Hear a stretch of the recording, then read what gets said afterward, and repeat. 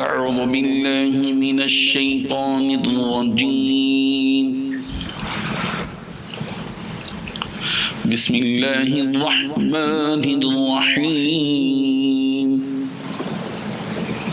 وإذا سألك عبادي عني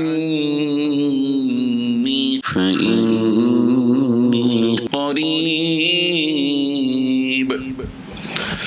أجيب دعوة الداع إذا دعاني فليستجيبوا لي وليؤمنوا بي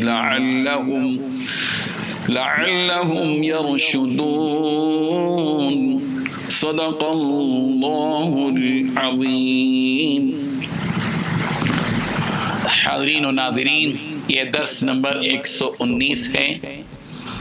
سورہ بقرہ کی آیت نمبر 186 کی تلاوت کی گئی۔ وَإِذَا، اور جب، سألک، آپ سے پوچھیں، عبادی، میرے بندے، انی، میرے بارے میں، پس آپ کہہ دیجئے فإنی، پس بے شک میں، قریب، قریب ہوں، اجیب، قبول کرتا ہوں، دعوت الداعی، دعا کرنے والے کی دعا کو، اذا دعانی، جب وہ مجھے پکارتا ہے، فلیستجیبوا لی، پس وہ بھی میری بات دل سے قبول کریں، ولیؤمنوا بی، اور مجھ پر ایمان لائیں، لعلہم یرشدون، تاکہ وہ راہ راست پر آ جائیں۔ ترجمہ دیکھیے ہمارا پیغمبر، جب میرے بندے آپ سے میرے بارے میں پوچھیں تو آپ ان سے کہہ دیجئے کہ میں اتنا قریب ہوں کہ جب کوئی مجھے پکارتا ہے تو میں پکارنے والے کی پکار سنتا ہوں، لہذا وہ بھی میری بات دل سے قبول کریں اور مجھ پر ایمان لائیں تاکہ وہ راہ راست پر آ جائیں۔ بزرگان محترم، اللہ تبارک و تعالیٰ نے اس آیت میں 3 باتیں بتائی ہیں۔ سب سے پہلی بات یہ کہ اللہ تعالیٰ نے اپنے نبی سے کہا ہے کہ اے پیغمبر، آپ سے لوگ اگر یہ پوچھیں میرے بارے میں تو آپ کہہ دیجئے کہ میں قریب ہوں۔ اور دوسری بات یہ بھی بتا دیجئے کہ جب کوئی بندہ مجھے پکارتا ہے، مجھ سے دعا کرتا ہے، تو میں اس کی دعا کو قبول کرتا ہوں۔ اور تیسری چیز اللہ تعالیٰ نے بتائی کہ میرے بندوں سے بھی یہ کہہ دیجئے کہ وہ میری بات بھی مانیں، دل سے مانیں، مجھ پر ایمان بھی رکھیں تاکہ وہ راہ راست پر رہیں۔ ان 3 باتوں میں سے سب سے پہلی بات یہ کیوں بات پیش آئی، اللہ تعالیٰ نے یہ بات کیوں کہی؟ ایک شخص نبی کریم حضرت محمد رسول اللہ صلی اللہ علیہ وسلم کی خدمت میں حاضر ہوا، عرض کیا، یا رسول اللہ، ہمارا رب قریب ہے جس سے ہم آہستہ طور طریقے پر مناجات کریں، یا ہمارا رب دور ہے کہ ہم اس سے زور سے پکاریں؟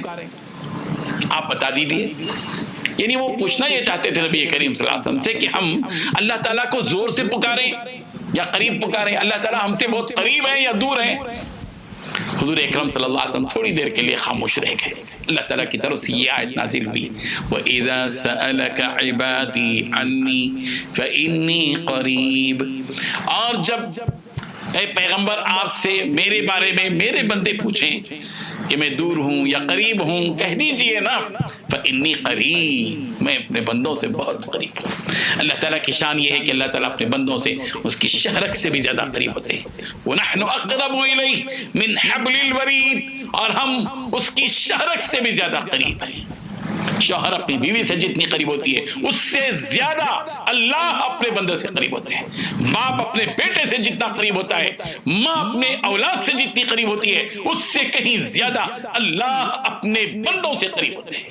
فإني قریب۔